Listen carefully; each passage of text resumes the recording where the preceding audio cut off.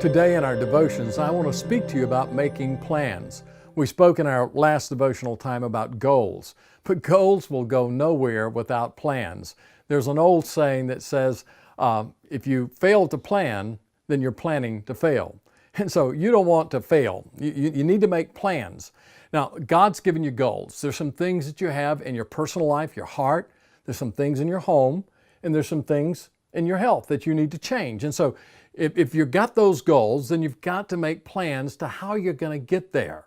And let me just give you a kind of an idea of what I'm talking about. When I started running, and I wanted to run the Greek Marathon, I started making plans, 26.2 miles. How was I going to get there? How was I going to achieve that?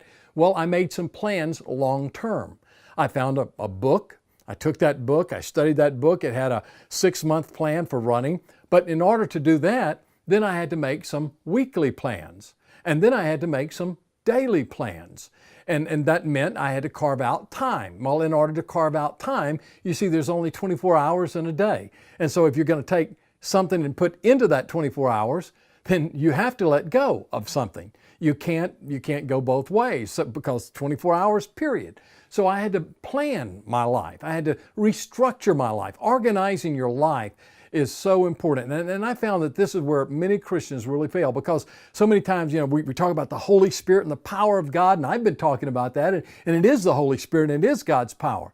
But if you don't organize your life in such a way that you have quality time alone with God, if you don't organize your life in such a way that you have time for your family, if you don't organize your life in such a way that you're able to do the exercise and all that, and it's going to take a lot of organization, because some of you have not had those things in your life. So you're going to have to let go of some things, and you're going to have to put some things in. So what you have to do is you have to take your calendar, your schedule, and you have to look at things, what's important, what's not important. We're going to talk about that a little later, but you have to organize it, and you have to drop some things and put some other things in. Now, you make the plans, but it's only God who brings it to pass. It's God who gives you the power to do that.